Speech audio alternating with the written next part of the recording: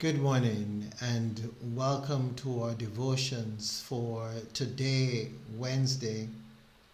Indeed, it's always a joy to be with you and to be able to share these moments early in our day as we prepare ourselves for the blessedness of the day and all that the day has to offer. I trust that you've had a peaceful night and you are all set for this wonderful day as it unfolds. We take a few moments now as we go into our quiet space and we allow ourselves this time to be still,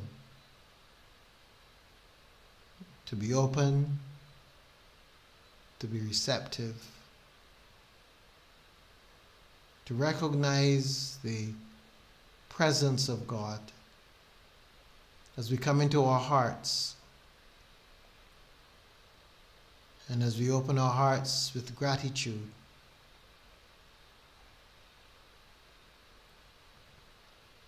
Hold in that space, allowing the moment to be the moment. Not wanting, not trying to forget, but just being here in this moment, present, engaging and encountering. We breathe through this time as we seek to expand our sense of who we are, to recognize that we are more than this mortal body.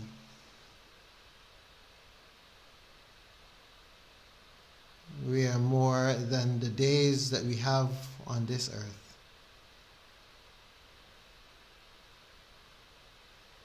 We are so much more.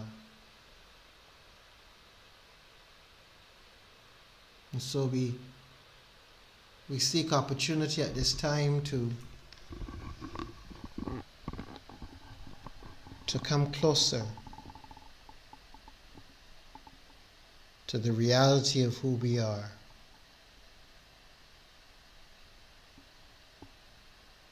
And we just want to be still in this moment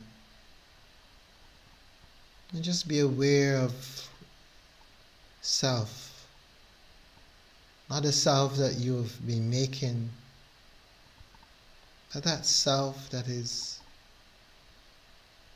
beneath all of our ramblings, all of our agendas, all of our efforts to be this or to be that. And just abide in this place of knowing, this sacred space, this joyous space.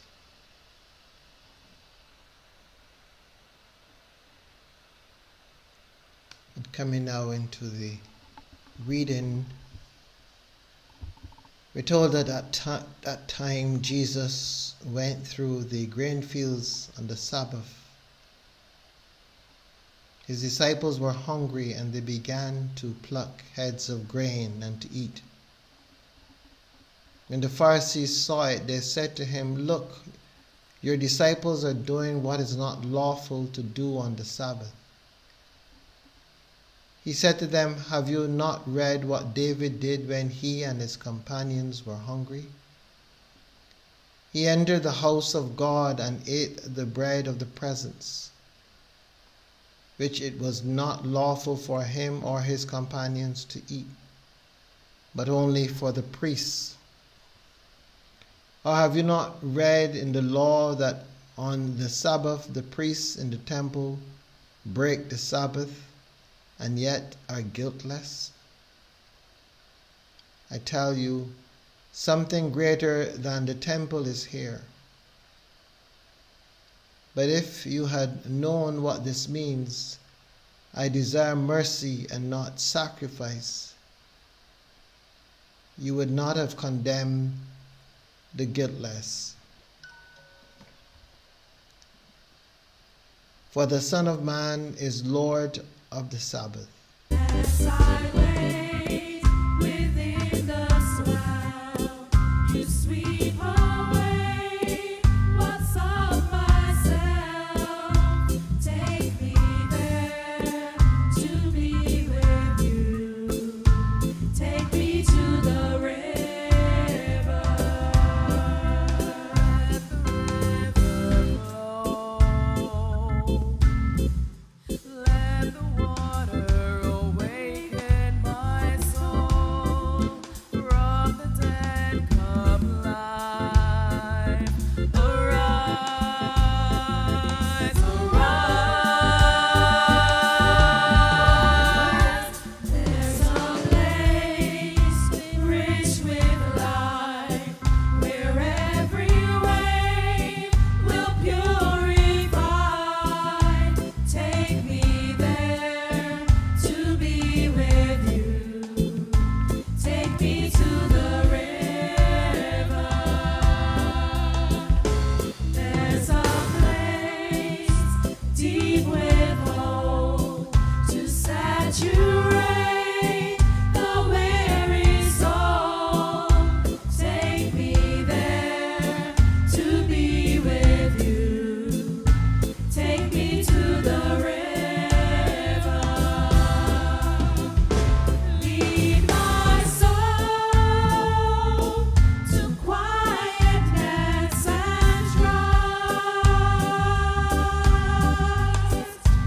All I know is you will be enough. Take me to the river. Pull me off the shore. Here within your freedom, I have found my reason. I am yours. Let the water rise far above my head. We continue our theme for this time. Give to God what is God's. There is that awareness that we have in our lives, an awareness of the thou shalt nots. And oftentimes we are so quick to pronounce the thou shalt nots that we forget the spirit within which that thou shalt not came about. And this is really crucial, because when you forget the spirit of the law and all you have is the letter of the law, there arises a disconnect between what really was the intention and one's experience of that particular law. Our theme: give to God what is God's. How do we do this? How do we, in our daily lives, discern what is God's? What belongs to God? The disciples were hungry, and they supposedly broke the Sabbath. What was the purpose of the Sabbath?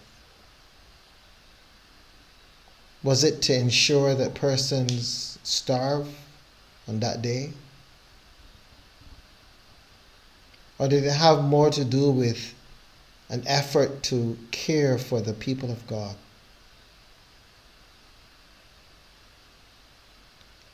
Why do we hijack God's word and make it our word? Why do we interpret God's word to suit ourselves in ways that are not in keeping with the spirit of the word, but in one way or another suits our purpose, our power, our position? I'm sure you have watched period films, and I'm sure you might have seen films that had to do with how the church operated in some of those medieval times back in Europe. I'm sure you might have learned of the many innocent women that were burnt because they adopted practices of nature, of herbs, to assist in healing. But the church, filled with egotistic individuals who felt threatened because these women were more or less taking away their sense of importance in the community. Because for the most part, they were handing out more condemnation than healing. They interpreted various illnesses to be demonic and the work of the devil, while the women sought to bring healing, using their intuition, using their guidance, their inner guidance, to pick those herbs that could assist. Why do your disciples behave like this? Why do they break the Sabbath?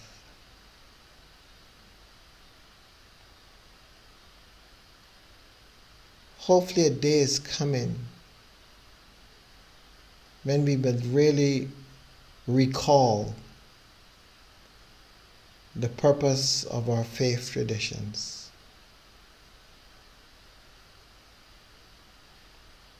The original thoughts,